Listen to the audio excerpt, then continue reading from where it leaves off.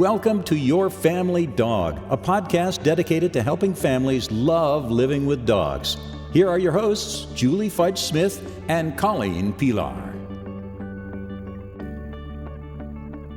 Hi, and welcome to Your Family Dog, a podcast where we help families learn to love living with dogs. I'm Julie Fudge Smith, and I'm here with Colleen Pelar.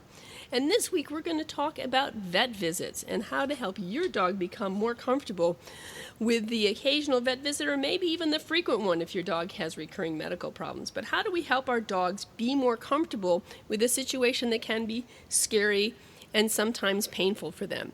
So Colleen, what do you have as your first suggestion for how to help your dog be comfortable at the vet's office? Well, my very first suggestion is the basic idea of making the vet's office as fun as possible. It's tempting to think of it as a one-to-one ratio. Like we had a good visit and then we had a stressful visit, and so they cancel each other out. That's never, ever true. You need to have lots more good experiences than bad. So with a new dog, puppy or adult, it's always worth going to your vet and just sort of going in the waiting room, having a treat and leaving. Right. Or having your dog get weighed, or bringing as many delicious, wonderful treats as you can to make the entire experience happy and fun. And most vet staff are very, very accommodating of this. That Absolutely. You can just sort of say, I'm just going to run in. We're going to be here for, a minute and a half. Just want my dog to have a cookie appointment, which is what Kim Immel calls them, cookie appointments. I love that. I do too, because it's the idea is this is a fun moment for my dog. And the vets know that the more times your dog comes in and has a really good experience, the easier it will be on the day when they do have to do something a little bit more invasive or a little bit more frightening. So most vets' offices are really very accommodating with, having these wonderful little cookie appointments where you just sort of run in, do something very short, very fun. And so the idea is not to stay for 20 minutes doing downstay in the lobby. That's not it. It should really be fast and fun and over. Right. How about you? Well, I do that too, and one of the things that I also make sure that I do when I take a dog in to the vets is not only do I bring treats, but I tend to bring a really great treat, because this is a highly stressful area. So this is not a time for milk bones. This is a better time for some boiled chicken or some string cheese or hot dogs or some really super valuable treat, so that the stress of the vet's visit is countered by something really wonderful that I'm willing to focus on. But the other thing I will bring is toys. Mm-hmm. One of the things I used to do with Bingley is he loved his cuzzes or his tennis balls. So I always bring a couple of those. And when we get put into the room, then he and I would play different games with his cuzzes. Like I would put him in a sit-stay, so he's facing the door, and I'd hide the cuzz behind me and he'd have to find it. Or, I'd put him in sit-stay and tell him to, leave it and then let him take it. And so we would play in the vet's office, because he was much more of a play-motivated dog than a food-motivated dog, although he did like his chicken. But I thought that was important to know what my dog really loved and how can I incorporate that into the vet visit so that it became a place that was pretty comfortable for him. And it really did pay off. And the other thing I did, too, is I didn't just do it when he was a puppy. Up until the very end, I had balls and treats with me. So even at 10 years of age, I was still rewarding him for good vet visits. And as a result, when both he and Buckley had to go in for chemo treatments and stuff like that, I was told that I had very well-behaved dogs because they were comfortable with the whole atmosphere of a veterinary hospital, because it usually meant treats and toys for them. Yeah, it was a great way of channeling their energy. I did have one quick thought about the treats that you said bringing. Mm-hmm. And this is one of those cases where it depends. You're right. But I'm totally up for high value treats. But some people have a special high value, I'm going to the vet treat, like the only time you get roast beef is at the vet. And that can be great, or it can become a sign that I'm going to the vet. So roast beef could then become a taste aversion where you're like, oh, vet. Oh, you're right. So it's one of those cases where you want to know for your dog, is it great to have something special and unique, or is it great to have something that you totally love in a variety of contexts? And either way, a very, very high value treatment. When you're thinking about the treats for the vet, be thinking about that. The idea of giving the dog the toys and the balls and the games that you find it and all of that, that's really about channeling the energy. It's really about giving the brain something to do. And when we're stressed, that's all we want is some outlet for that, where we're just sort of trapped and like, I'm stuck and I don't know what to do. So, find my cuz. Oh, okay, I can do that. And that's very relieving. It's a wonderful activity. I had posted on Facebook just asking some other trainers to see if they had any other suggestions for vet visits. And I did love that Dawn Elberson-Goring was talking about the treat dispensing toys too. But she gives a particular warning of that you should bring quiet toys because she had a really noisy hard ball in the exam room once. And she said she's pretty sure the folks in the other exam room thought that her dog was breaking out, like while, going through a kibble nibble or some other hard plastic toy. So I thought that was kind of a funny tip. But yeah, having something that your dog can do can be really, really valuable for giving that energy and anxiety a direction. Right. And I'm glad you brought that up, because one of the other things I was thinking when you mentioned that you need to be careful about not pairing it simply with something uncomfortable is that the other thing is knowing what your dog loves, to be able to bring a variety of things from toys to food, because there are times, like if I had to take Bing Lean for an x-ray, he could not eat anything. Mm-hmm. So then I had to have a way to keep him happy at the vet's office without food. So I think it's important to think about, why is the dog going to the vet? If this is just a routine visit, to do a stool sample, maybe get a vaccine boost, or just do your animal physical, then probably bringing food and toys are not a big deal. But if you're going in for a very specific thing, you need to figure out, is there a way to keep my dog happy so he can get the medical treatment he needs and not interrupt that? So if he needs an x-ray, you can't really use food. So that's something to think about too, is that perhaps during these regular vet visits, figure out lots of different ways that you can keep your dog focused and entertained. Which I think, didn't you say there was another post about something about Leave It? Yeah, the most brilliant suggestion I'd ever heard, which makes me sad that I never thought of it on my own, but Terry is much brighter than I. Terry Mallett said she trained her dog a stellar Leave It. And the idea being that you can put your dog either on the floor or on the table and put a treat down and tell the dog to leave it, and the dog will be so focused staring at that treat that some other handling can be done. And she said her pug, the vet was able to take her pug's temperature, and the dog never moved because the dog was going like, is it now? Is it now? Is it now? Is it now? Yay, now I get to have the treat. And I thought that was a really smart thing, because Leave It is something that most dogs are very focused and excited about. And so you could do some very simple handling of a dog or examination. You might be able to palpitate a bump or something while a dog was doing a Leave It without being much of a challenge. So I thought that was really smart. The other skill that Terry suggested is teaching your dog to play dead. Mm-hmm. And then with every skill, you're teaching these skills at home.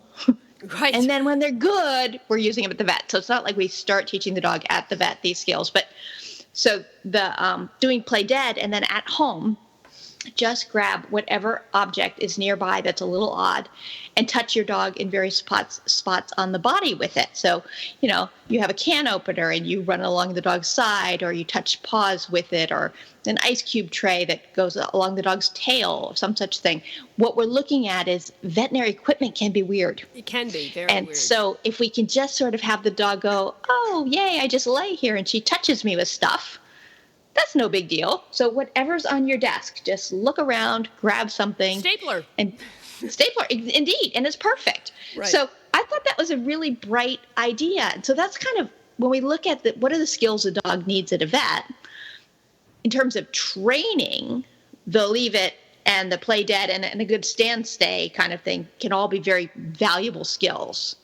Right. I was going to say, I'm glad you mentioned stand stay, because that's what my breeder teaches all of her puppies, is a stand stay for the vet. And so she starts very early. So by the time you get the dog at 8 or 9 weeks of age, it understands standing at the vet, and that can be really handy. And, I had to take Zuzu into the vet, and she she leaped onto the table. It was one of those lifting tables. So she leaped onto it and stood. And I'm like, didn't actually teach that, but okay, yay. Of course, she also leaped off of it, which we didn't really want. But, nonetheless, we're working in that direction. So I think those are all really terrific ideas. Yeah, those are all really the good things for your average dog in your average situation. Like every dog has to go to the vet and get checkups. So those help for those dogs. But for some dogs, they have a little bit more vet anxiety for whatever reason. Right. And so then we would like to look at, what are some strategies to help those dogs, the dogs who might have a little bit more need for support. And one of the very best things that you can do is avoid the waiting room. So the waiting time, it can be really difficult. So you have a couple of options there. Most vets are very accommodating with these. You can leave your dog in the car, run in and say, "Hi, I'm here. I'm in my car. So call me when you're ready." And, they will call or text you as soon as an exam room is ready. Or you can have added to your chart that when you arrive, you're taken right into an exam room, and that many vets will plan their schedule accordingly so that they know a room is open before your appointment, so that when you arrive, they can get you right in. And frequently, vets have a side door or a back door that you can come in, so that your dog does not have to run the gauntlet in the lobby past all the other dogs who are there too. So I've had a few clients tell me, well, that seems bad. Like it's almost a judgment of their dog if they come in the side door and go to the exam room. I'm like, oh, it's a gift. It's a gift. It's a gift you're giving your dog, and it's a gift the vet's office is giving you, because we're just helping your dog to be as unstressed as possible, which is not unstressed. Right. It's just we're not adding on top the running the gauntlet of the lobby. So if we can just take out some of the human emotion on that, nobody's judging you if you ask for some special support for your dog. In fact, the vets are fully in favor of doing everything they can to help a dog feel more comfortable coming in, because they need to touch your dog. Right, and they also understand that behavior deteriorates under stress. So right. Why this might be a perfectly lovely dog if we meet in the parking lot. If I'm under stress, then you touched my sore hip and I might have to tell you to stop. Right. So setting your dog up for success, whatever that means, can be really valuable. And talking about it with your vet and the office staff, because all of the people there have strategies and tips that they've used with other animals that could be very helpful to you. Absolutely. One of the other things that I like to do is use DAP, which is dog appeasing pheromone, and it was a pheromone that was isolated by a French scientist from a lactating female. So it's the pheromone that puppies get a hold of when they are about to nurse. And so it can be very comforting for dogs. And it can come as a spray that you can spritz on a bandana and put on the dog, and so that they smell that. And if you put it on before you head to the vets, it lasts for about 45 minutes to an hour on the bandana. And that can be very comforting to a dog as well. One of the other strategies, however, for example, if you have to go to some place like MedVet here in Columbus, very large facility, has a very large waiting room, and as does the OSU Veterinary Hospital, lots of dogs. And there's not enough rooms to accommodate people. So one of the things that I have done is with treats is whenever another dog barks or makes a noise anywhere in the clinic that my dog can hear, my dog gets a treat. And it does a couple of things for my dog. I remember doing this with Buckley. A dog barked, and Buck sat up straight, and I said, "Oh, Bucky here," and he got a treat. It got him to refocus on me and off of the barking dog. Dogs find treat taking very comforting, so I fed him a few treats. And then the other thing it does is if the other dog is near you, if nobody's joining in the bark fest, then he's less likely to bark. Right. And it's very hard to bark if you have a treat in your mouth. I mean, some dogs can do it, but it's really kind of hard to do. So it prevents your dog from barking, gets him to refocus and relax on you, and perhaps calm the other dog by not having your dog join into the bark fest. And I found that to be very handy to help my dog reduce his stress. It's a nice way of creating a positive association with a stress-related noise. In our reactive dog class, we do that. Anybody barks, everybody gets a treat. Yay! Because the fact is, the barking is occurring because of some stress. We're not denying there's stress, but we're just going like, you are okay.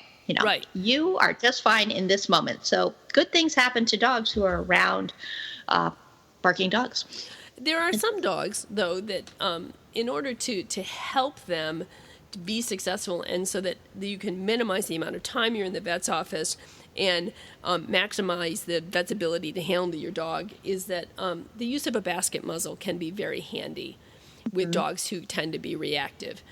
And they're not that hard to condition a dog to accept. If you use a basket muzzle, one, they come in lots of bright colors, so you can get a really cute looking one so it doesn't look like your dog is some sort of fierce beast. You can have pretty pink or happy orange. And a basket muzzle allows your dog to breathe and to pant.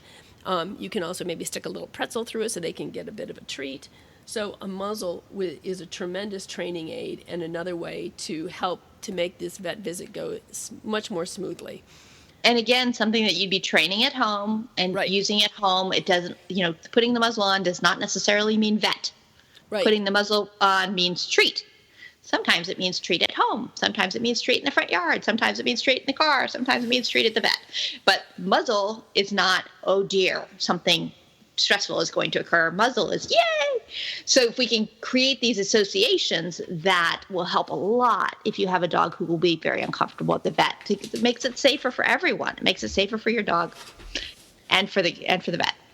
Okay, so a muzzle can help a dog who may be reactive, but what about somebody who's just anxious?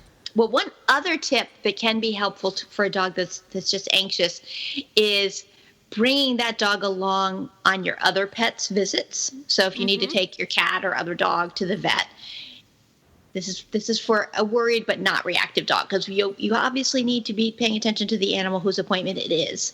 But if you can have, if Zuzu can come along when Edzo goes to the vet and Zuzu just gets treats, then that increases the number of positive experiences that she has at the vet before it's her turn to be examined or have anything a little bit more stressful. So that's just idea. One other tip.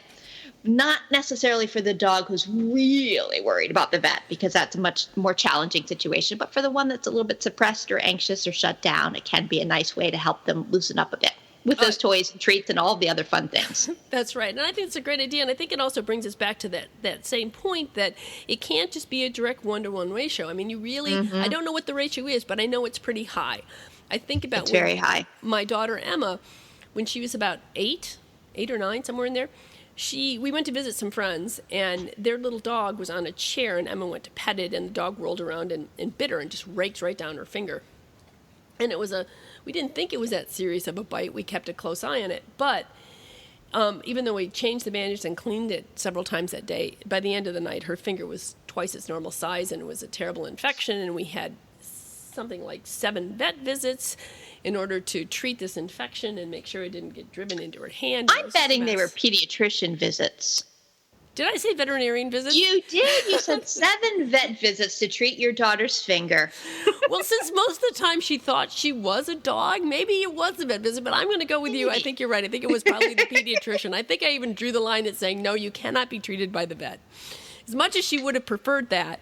But you're right. It was a pediatrician visit. So somebody asked me at the end of this whole ordeal, well, gosh, does Emma still like dogs? I mean, is she afraid of dogs now? And that was a stunning question to me, because if anybody knew Emma, as I mentioned, she used to like to pretend she was a dog for the first 8 years of her life, and she had great deal of positive experiences with our dogs and with other dogs as well. So that when this happened with Abby, when she was bitten, it was a blip. It wasn't a traumatic event for her, right, because she had this huge wellspring of positive opportunities and positive experiences with the dog. Did she learn something from it? She sure did. She learned not to pet a dog who wasn't facing her, and not to approach a dog on a chair, but say their name and so on and so forth. But it did not do anything to diminish her love of dogs. And I think that was really because she had this huge backlog of experiences that were positive with dogs. So that really pointed out to me that it has to be a great big ratio of positive to one negative. Right. Because that one negative can have real serious ramifications if there's nothing to buffer it. Mm-hmm. And that's true for all of us. I mean, if you just think about it, somebody says something really rude or hurts your feelings, and then they go, but you're also a really nice person. It hasn't changed your emotional state yet. No. You're still like, yeah, I'm still mad at you. So that 1-to-1 ratio is not enough. So we do need to have the positives have to outweigh the negatives by a significant amount, because our brains really are wired to pay attention to the negatives. Correct. And that's a great evolutionary trait, but it doesn't always help us with things like vet visits. No, it doesn't always help us with vet visits. So is there anything else, any other suggestions that you had, or anything else you want to add into this conversation about vet visits that might be of use? No, I think the real key is, when you first get a dog, is to just try to set up as many positive ones as possible, and then to continue doing that from time to time throughout the dog's life. But then also to look at what are the strategies with whatever your dog finds challenging. So if your dog finds the waiting challenging, then maybe it's toys, or maybe it's not being in the waiting room. Everybody has our own issues. What helps your dog? Right. And I also think, too, you can, and I like the suggestion of touching your dog with a variety of things when they're calm. One of the things we do in puppy class is we set up a vet table, and we put the dog on the table, and then we do things like we lift his ears. We don't actually put anything in it, but we get close as if we're examining. We lift their lips. We will pet the dog all over, up and down his legs and on his belly, and we lift the tail in anticipation of a rectal exam or taking the temperature, that kind of thing. So the dog gets used to being handled in a wide variety of ways. One of the reasons why we really want our dogs to be comfortable at the vet is because of those emergency situations as well. So that if we have to take our dog in because we punctured our paw or we strained our shoulder, we're not going to add to the stress of the injury or the illness by taking him to a place that sends them over the edge. Right. So I think those are kind of the basics of it. I do too. So I will see you next week, Colleen, and thanks for joining us at Your Family Dog. See you next week. Thanks for listening to Your Family Dog. Got questions? Interesting ideas? Colleen and Julie would love to hear them. Call 614-349-1661 or visit www.yourfamilydogpodcast.com to share your thoughts.